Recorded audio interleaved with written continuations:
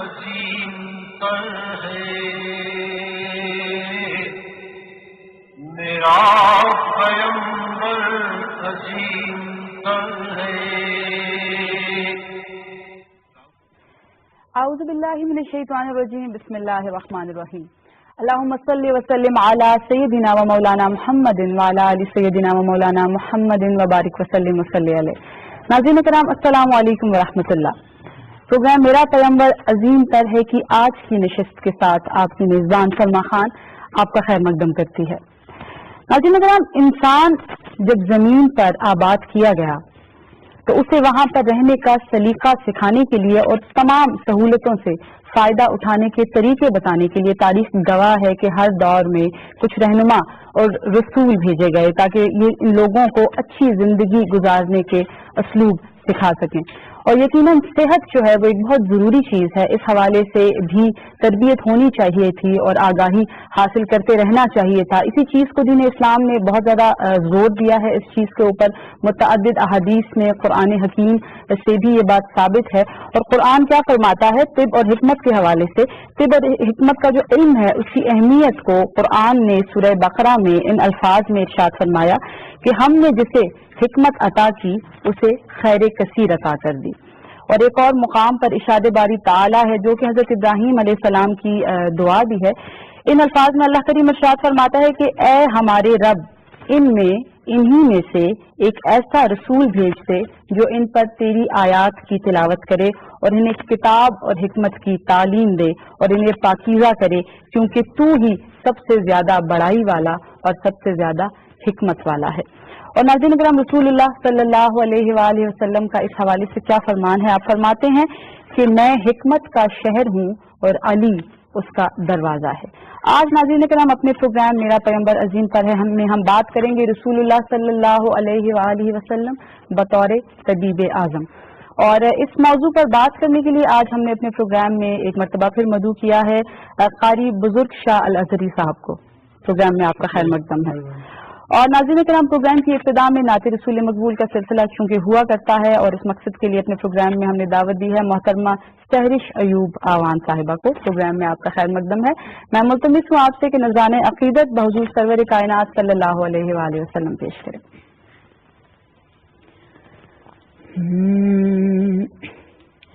آپ سا دونوں جہاں میں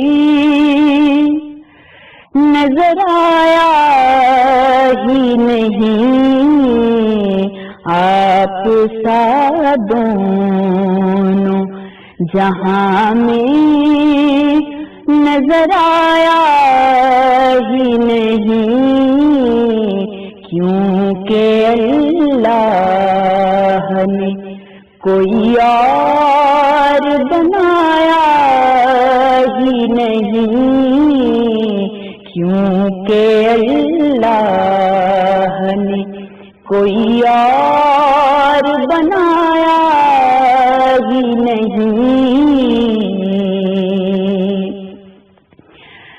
جو بھی کعبے سے پلٹ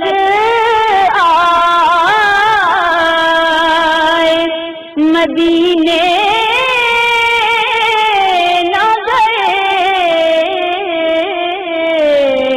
جو بھی کعبے سے پلٹ آئے مدینے نہ گئے، یہ سمجھ لو انہیں آقا نے بلایا ہی نہیں، یہ سمجھ لو انہیں آقا نے بلایا ہی نہیں.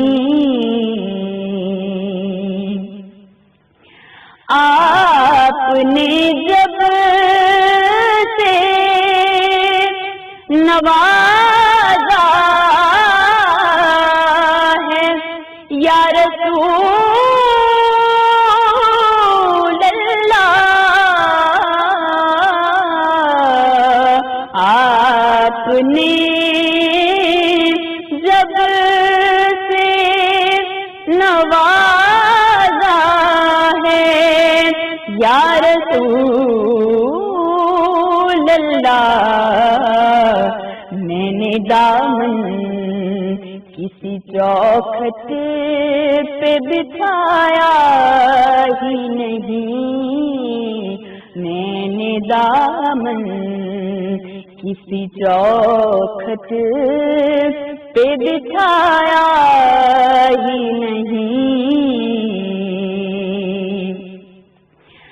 جب کہا قبر میں سرکار نے یہ میرا ہے،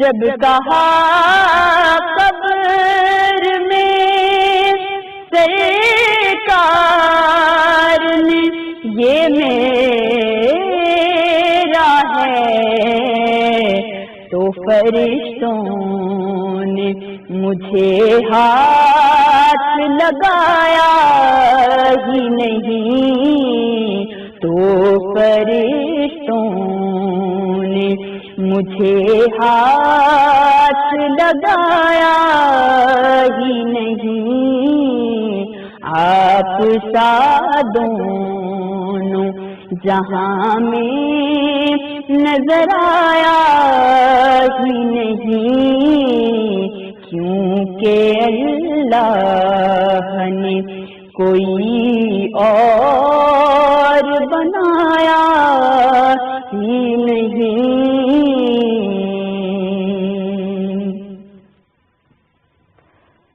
سبحان اللہ سبحان اللہ، ماشاء اللہ، بے حد خوبصورت کلام، اور واقعی کوئی مثل مصطفیٰ کا کبھی تھا نہ ہے نہ ہوگا۔ بہت خوبصورت کلام، اور اسی بات کو یہی کلام ریلیٹ کرتا ہے جس کا شعر میں نے آپ کے سامنے پڑھا ہے، اور اللہ کریم آپ کی توفیقات میں بے شمار اضافہ فرمائے، اور اس خوبصورت کام میں اللہ کریم تا حیات آپ کو مصروف عمل رکھے۔ جزاک اللہ خیر۔ قاری صاحب، آپ کی جانب بڑھتے ہیں۔ جیسا کہ آج کے موضوع کے حوالے سے میں نے اس سے قبل آپ کو بتایا، رسول اللہ صلی اللہ علیہ وآلہ وسلم بطور طبیب اعظم، تو یہ بات جاننا ہمارے لیے بہت ضروری ہے کہ اسلام میں علم القرآن اور علم الابدان ان کے حوالے سے کیا کہا گیا ہے؟ بسم اللہ الرحمن الرحیم، حمدا للہ، صلاة وسلاما علی رسول اللہ، وبعد۔ سرور عالم صلی اللہ علیہ وسلم کے ارشاد گرامی اور سائنسی تحقیق کے مطابق انسان دو چیزوں سے عبارت ہے، جسم سے، بدن سے اور روح سے۔ جسم کا تعلق زمین سے ہے، بدن کا تعلق زمین سے ہے، اور روح کا تعلق آسمان سے ہے، روح کا تعلق آسمان سے ہے۔ اور سرور عالم صلی اللہ علیہ وسلم صرف روح کے طبیب نہیں ہیں، بلکہ وہ جسم کے بھی طبیب ہیں، بدن کے بھی طبیب ہیں۔ بے شک۔ اور قرآن کریم اس پر دال ہے، قرآن کریم اس پر شاہد ہے۔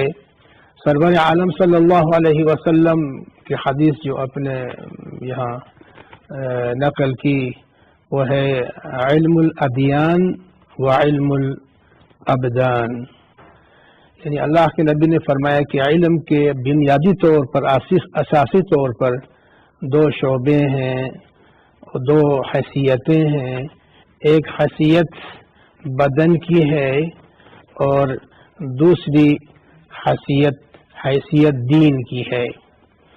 اور جس طرح کہ اللہ تعالیٰ کا ارشاد گرامی ہے اس سلسلے میں، اور قرآن کریم میں بجا اس کا ذکر آیا ہے، اور سرور عالم صلی اللہ علیہ وسلم نے اس کے مطابق اپنی امت کو، بلکہ پوری انسانیت کو اس سلسلے میں جسم کے بارے میں بھی ہدایت دی اور روح کے بارے میں بھی ہدایت دی۔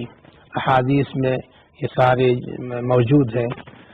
اور یہاں سرور عالم صلی اللہ علیہ وسلم کا یہ فرمانا کہ العلم علمان علم الادیان، دین سے مراد مذہب ہے، طریقہ زندگی ہے، اور ابدان سے مراد جو ہے انسان کا جو ہے وہ وجود ہے، بدن ہے، اور ادیان سے مراد مذہب ہے اور دین ہے. اور دین سے اب عبارت یہ ہے کہ دین ایک ایسی چیز ہے جو پوری زندگی پر انسانی زندگی پر محیط ہے، انسانی زندگی کو شامل ہے. تو جسم کے تقاضے بھی ہیں اور روح کے تقاضے بھی ہیں. اور جسم کے تقاضے میں یہ ہے کہ انسان زمین سے جو چیزیں اگتی ہیں تو ان کو جب استعمال کرتا ہے، سبزیاں ہیں، پھل ہیں، دوسری چیزیں ہیں، اور ان کو استعمال کرتے اس کا جسم جو ہے تناور رہتا ہے، جسم اس کا جو ہے تنومند رہتا ہے، اور جسم اس کا صحت مند رہتا ہے، اور جسم اس کا بدن اس کا صحیح رہتے ہیں. قاری صاحب، جیسے کہ ابتدا میں ایک حدیث میں نے پڑھی کہ رسول اللہ صلی اللہ علیہ وسلم نے ارشاد فرمایا کہ میں حکمت کا شہر ہوں اور علی اس کا دروازہ. اس کو پورا کر لوں پہلے، ذرا چل جائیں، ذرا میں خاص کرتا ہوں. تو علم آپ نے کہا تھا علم القرآن، علم جو ہے ابدان، علم القرآن نہیں بلکہ علم الادیان ہے اور علم الابدان ہے. تو دین کے جو ہے وہ جسم کے بھی تقاضے ہیں اور روح کے بھی تقاضے ہیں، دین کے بھی تقاضے ہیں اور بدن کے بھی تقاضے ہیں. تو یہاں سے ایک بات بھی مترشح ہو رہی ہے کہ جب اللہ تعالیٰ کے نبی نے فرمایا کہ العلم علمان علم الادیان و علم الابدان، ابدان سے مراد جو آج کل کے جو ہے سائنس کے علوم ہیں وہ بھی مراد لیے جا سکتے ہیں. اور دین سے مراد وہ احکام ہیں، مجموعی احکام ہیں جنہیں لے کر اللہ کے نبی اللہ کی طرف سے اس بنے نوع انسان کی طرف وہ تشریف لائے ہیں. تو یہ دین کے، اور اس میں وہ تمام عبادات شامل ہیں جو پوری انسانیت کو محیط ہے. مثال کے طور پر جو بڑی بڑی ہم پڑھتے ہیں کہ اس میں حدیث کی کتابوں میں اللہ تعالیٰ کے نبی نے فرمایا کہ 5 چیزیں بنیاد ہیں دین کے، 5 چیزیں بنیاد ہیں دین کے. اور وہ کیا ہیں؟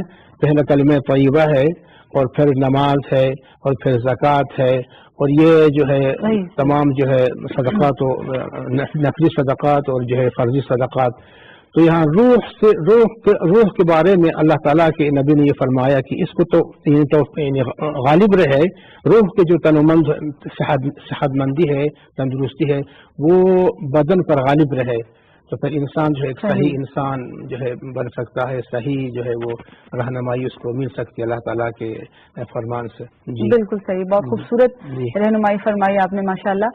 تو اگلا سوال میں آپ کے سامنے یہ رکھنا چاہتی ہوں کہ رسول اللہ صلی اللہ علیہ وآلہ وسلم جیسا کہ ارشاد فرمایا کہ میں حکمت کا شہر ہوں اور علی اس کا دروازہ ہے، تو اس حدیث مبارکہ کی تفسیر کس طرح بیان فرمائیں گے آپ؟ دیکھیں، یہاں یوں ہے کہ اللہ تعالیٰ کے نبی نے فرمایا کہ یقیناً کہ انا مدینۃ العلم و علی بابوہا، میں جو ہے علم کا ایک شہر ہوں اور جناب علی جی اس کے دروازے ہیں. تو یہاں سے یہ بات مترشح ہو رہی ہے، قرآن اس کی گواہی دے رہی ہے. قرآن کریم کی آیت ہے کہ اللہ تعالیٰ نے فرمایا کہ یؤتی الحکمت من یشاء ومن یؤت الحکمت فقد اوتی خیرا کثیرا. حکمت سے مراد یہاں دانائی ہے، اور سرور عالم صلی اللہ علیہ وسلم اس کی دانائی کے منبع تھے. حضور صلی اللہ علیہ وسلم دانائی کے حکمت کے منبع، اور وہاں سے تمام دنیا کو، تمام انسانیت کو تو وہ جو اس کی رہنمائی ہے، اس کی روشنی ہے، وہ جو ہے پہنچ چکی ہے. اور جناب علی چونکہ بہت سے حضور صلی اللہ علیہ وسلم کی جو ہے وہ تربیت میں وہ رہے ہیں سیدنا علی، اور اللہ تعالیٰ کے نبی نے وہ تمام علوم اور یا بعض علوم جناب علی کو براہ راست اپنے تربیت میں، اپنی موجودگی میں ان کو شفٹ کر دیا، ان کو جو ہے ان کو منتقل کر دیا. تو یہاں سے مراد حکمت اور سے مراد جو ہے شہر سے مراد اللہ تعالیٰ کے نبی کی ذات بھی ہے، اور وہ تمام علوم ہیں جو اللہ تعالیٰ کی طرف سے انہیں دی گئی. وہب بن منبہ فرماتے ہیں کہ ایک وسیع جو ہے وہ ریگستان ہے، اس میں جتنے بھی ریت کے ذرات ہیں ریگستان میں، اللہ جل وجلہ نے ان میں سے ایک دانے کو اٹھایا، ایک دانے کو بطور علم، اور اس دانے کو تمام اپنی 1,24,000 انبیاء میں تقسیم فرمائی. تو یہ جو ہے وہ حکمت سے مراد وہ کیا ہے؟ علم ہے. حکمت سے مراد علم ہے. اور یقیناً طب نبوی کی کیونکہ ہم بات کر رہے ہیں تو حکمت اور دانائی کی شاخوں میں سے ہی طب نبوی بھی ہے.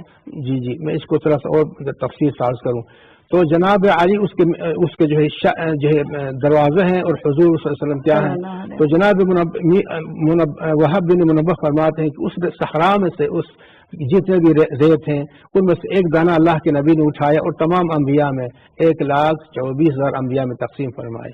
لیکن باقی اس میں جتنے بھی ذرات ہیں ریت کے، اتنے علوم، اتنا علم اللہ تعالیٰ نے صرف اپنے محمد صلی اللہ علیہ وسلم کو دیا.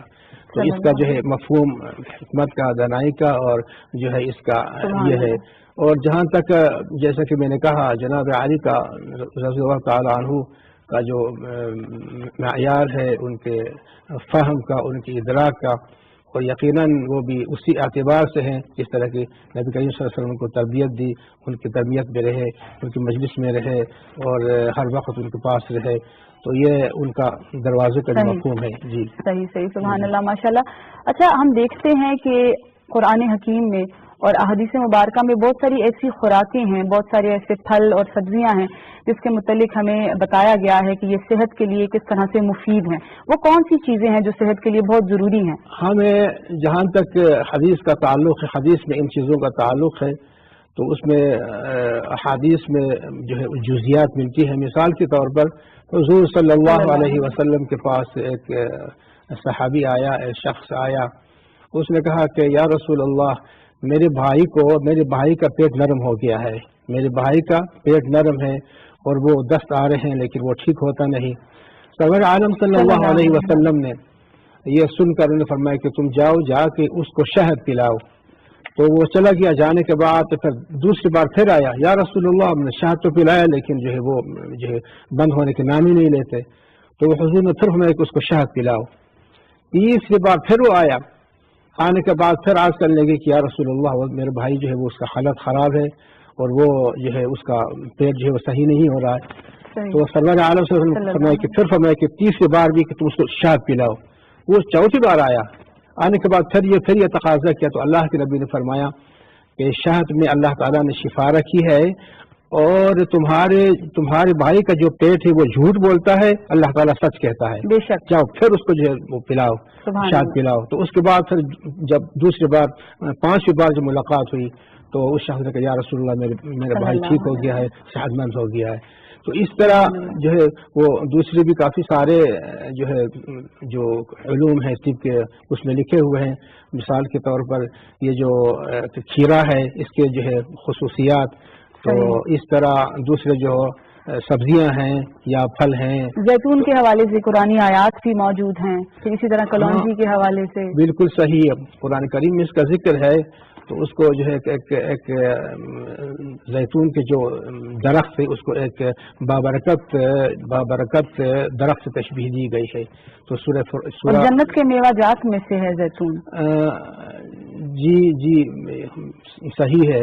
تو ایسے ہیں جزیات ہیں اس میں تفاصیل کے ساتھ. اور ہم دیکھتے ہیں کہ بہت ساری جگہوں پہ کھجور کی بھی بے شمار افادیت بیان کی گئی ہے اور کہا جاتا ہے کہ کھجور کے اندر 70 بیماریوں کے لیے شفا موجود ہے. یقیناً اس کا ذکر بھی قرآن حدیث میں ہے. وہ یوں ہے سبحان اللہ کہ سرور عالم صلی اللہ علیہ وسلم کے پاس ایک اور شخص آیا تو انہوں نے کچھ اپنی جو ہے جسم کی بیماری کا ذکر کیا.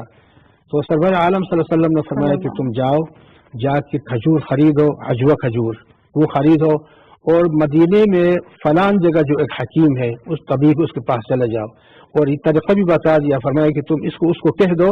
حضور نے خود فرمایا کہ تم اس کو کہہ دو کہ وہ اس کھجور کو پیسے، اس کو جو ہے پیسنے کے بعد اور گٹلی سمیت پیسنے کے بعد جو ہے اس کو اپنے جو دے دو، اپنے صاحب کو دے دو، وہ ٹھیک ہو جائے گا. چنانچہ جب اس نے ایسا کیا وہاں اس کے پاس چلا گیا، طبیب پاس چلا گیا، جانے کے بعد جو ایسا کیا تو وہ صحت مند ہو گیا. تو اس طرح اچھا آج کے دور میں ہم دیکھتے ہیں کہ عطائی ڈاکٹروں کی بھرمار ہے، بہت سارے ایسے لوگ جو خود کردہ انہوں نے سرٹیفکیٹس بنا لیے ہیں اور وہ ڈاکٹر بنے بیٹھے ہیں، تو شریعت اس حوالے سے کیا کہتی ہے، کیا حکم دیتی ہے ان کو، اور کتنی وعید ہے ان لوگوں کے لیے؟ جی ہاں، یہ جو اس کا ذکر ہے، اور یہ ہے کہ سرور عالم صلی اللہ علیہ وسلم کی جو ہدایات ہے، احادیث ہے، اس میں جب ہم ان کو مطالعہ کرتے ہیں تاریخ کا، تو یہ دھوکے کے زمرے میں آتا ہے۔ تو اللہ کے نبی نے فرمایا کہ جو دھوکہ کرے وہ میری امت میں سے نہیں ہے۔ تو یہ تو میرے خیال میں یہ تعلق خاص طور پہ یہ تو جو بااختیار لوگ ہیں صحیح، اور حکومت میں ہیں، یہ اصل میں ان کا کام ہے کہ ان کا جو ہے پتہ لگا لیں تو کہاں ہے، تو ان کے پاس اختیار ہے۔ یقیناً حکومت تو اس حوالے سے بہت کام کر رہی ہے، ہم دیکھتے ہیں کہ مختلف جگہوں پر چھاپے بھی مارے جاتے ہیں اور باقاعدہ ایک سیل اس مقصد کے لیے بنا لیا گیا ہے، لیکن شریعت کی روح سے شریعت کیا کہتی ہے؟ میں نے گزارش کی، یہ دھوکے کے زمرے میں آتا ہے۔ اللہ تعالیٰ کے نبی نے فرمایا کہ جو دھوکہ کرے میری امت میں سے نہیں ہو۔ اچھا، موجودہ دور میں اگر ہم دیکھتے ہیں طب نبوی صلی اللہ علیہ وآلہ وسلم، تو ہماری کس طرح سے، ہمیں کیسے رہنمائی ملتی ہے طب نبوی سے؟ کیونکہ اب روز تو ظاہر ہے ڈاکٹرز کے پاس ہم جا نہیں سکتے، تو کس طرح سے ہم گھر بیٹھے ہی طب نبوی کے ذریعے سے اپنی بیماریوں کا علاج کر سکتے ہیں؟ اس میں کتابیں چھپ چکے ہیں، کافی سارے ہیں، مارکیٹ میں آئی ہوئی ہیں۔ طب نبوی کی عنوان سے ایک صاحب نے کتاب لکھی ہے، اس میں تمام جو خاصیتیں ہیں اور پھلوں کی خاصیت ہیں اور جناب علی جو سبزیوں کی خاصیتیں ہیں وہ ساری لکھی ہوئی ہیں۔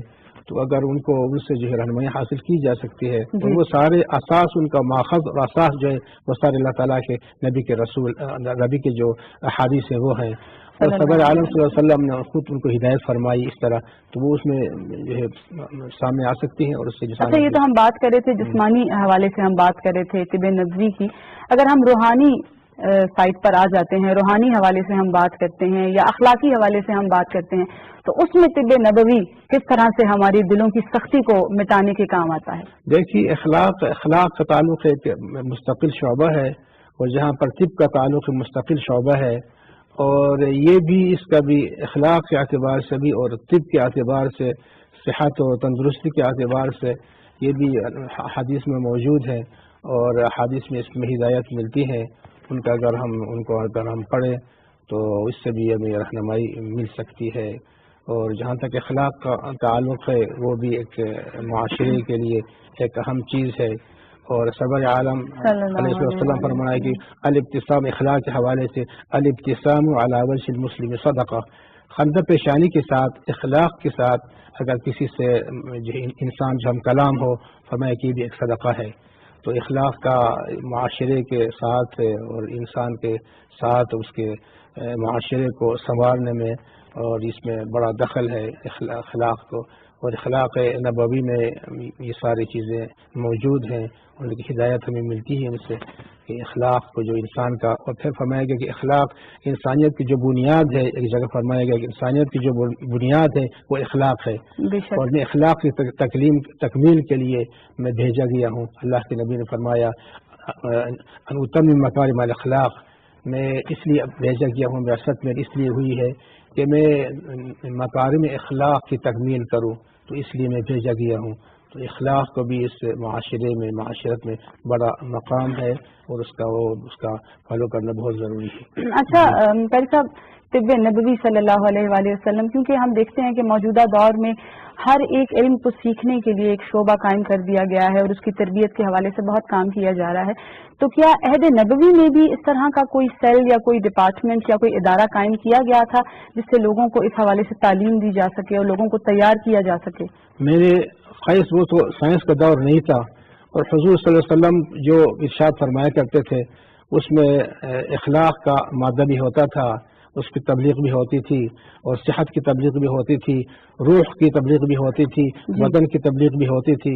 یا حضور صلی اللہ علیہ وسلم کے جو ہے وہ تمام جو کلام میں، اللہ تعالیٰ کے نبی کے حدیث میں، ان کی جو ہے زندگی میں یہ تمام شامل ہوتی تھی۔ اور جب حضور کسی کو تبلیغ فرمایا کرتے تھے اور کسی کو ہدایت دیا کرتے تھے، یہ تمام چیزیں حضور کی زبان میں تھی۔ اور یقیناً آپ صلی اللہ علیہ وسلم جو کچھ بھی فرماتے تھے چاہے وہ طب کے حوالے سے ہو یا کسی بھی اسپیکٹ آف لائف سے ہو، اس کو فوری طور پر صحابہ کرام لکھ لیا کرتے تھے، اور احادیث مبارکہ کا اتنا ذخیرہ جو ہمارے پاس موجود ہے، اس میں جا بجا ان چیزوں کا تذکرہ بھی ملتا ہے۔ تو یہ تو بات ہو رہی تھی احادیث کی۔ قرآن کی طرف اگر ہم آتے ہیں تو قرآن اس حوالے سے کس طرح سے ہماری رہنمائی فرماتا ہے؟ اللہ تعالیٰ کا ارشاد ہے کہ وَنُنَزِّلُ مِنَ الْقُرْآنِ مَا هُوَ شِفَاءٌ وَرَحْمَةٌ لِلْمُؤْمِنِينَ، کہ اللہ تعالیٰ نے جو ہے وہ قرآن کریم کو میں جو یہ خاصیت رکھی ہے کہ اس میں شفا ہے، اور پھر جو شہد کے متعلق بھی کہا جائے یخرج من بطونها شراب مختلف الوان فی شفاء للناس، کہ شہد کے جو شہد جو ہے اس میں اللہ تعالیٰ نے جانوروں کے پیٹ سے ان کو نکالتا ہے، وہ مختلف رنگ ہوتے ہیں، اور اللہ تعالیٰ نے اس میں شفا رکھی ہے، تو اس دن کا ذکر بھی قرآن کریم میں۔ اچھا، لوکی کا بھی ذکر آتا ہے، احادیث مبارکہ میں بھی اس کا ذکر آتا ہے، اس حوالے سے کیا کہنا چاہیے؟ لوکی کیا چیز ہے؟ لوکی کدو شریف کا ذکر جو ہے وہ احادیث مبارکہ میں جا بجا آتا ہے اس حوالے سے، اور چونکہ رسول اللہ صلی اللہ علیہ وسلم کی سبزیوں میں سے یہ پسندیدہ خوراک تھی۔ یہ اصل میں یہ جو ٹھنڈی چیزیں ہیں، کھیرا ہو گیا، اور یہ جو ایک سبزی ہے، سب میرے خیال اس کو کھاتے ہیں، کچا کھاتے ہیں، اور یہ کدو وغیرہ، تو اس میں کوئی جو خاصیت ہے وہ جو ٹھنڈک کی خاصیت ہے، اس میں اس کے وجود میں گرم نہیں ہے، تو لہٰذا اس کے متعلق بھی بہت ساری جگہوں پر میں نے پڑھا کہ کدو شریف کے متعلق میں نے پڑھا کہ یہ معدے کے لیے بھی اکسیر کی سی حیثیت رکھتا ہے، ضعف القلبی میں بھی اگر دل کی کمزوری ہے تو اس حوالے سے بھی، اگر حافظہ کمزور ہے تو اس حوالے سے بھی کدو شریف جو ہے وہ بہت اکسیر کی حیثیت رکھتا ہے، بہت فائدے مند ہے۔ صحیح ہے، اور یہ عمومی طور پر جن کا مزاج جو ہے وہ گرم ہو، جن کا مزاج گرم جو ہے مائل ہو، تو اس کے لیے یہ چیزیں جو ہے یہ فائدہ مند ہیں، سود مند ہیں، تو اس سے صحت بنتی ہے۔ صحیح ہے۔ اچھا، بہت بہت شکریہ قاری صاحب، بہت خوبصورت انداز میں، بہت جید انداز میں آپ نے ہماری رہنمائی فرمائی۔ اللہ کریم آپ کی توفیقات میں اضافہ فرمائے، اور شاعر شیوب آوان آپ نے بہت خوبصورت نعت شریف ابتدا میں پیش کیا، اللہ کریم آپ کی توفیقات میں بھی اضافہ فرمائے۔ ناظرین کرام، اس وقت پروگرام میرا پیمبر عظیم طرح کا وقت اپنے اختتام کو پہنچا۔ انشاءاللہ اگلی نشست کے ساتھ آپ کی خدمت میں دوبارہ حاضر ہوں گے۔ پروگرام کے متعلق اپنی قیمتی آراء سے ہمیں نوازنے کے لیے جوائن کیجیے ہمارا فیس بک پیج میرا پیمبر عظیم طرح۔ انشاءاللہ پھر آپ سے ملاقات ہوگی، جب تک کے لیے السلام علیکم ورحمۃ اللہ۔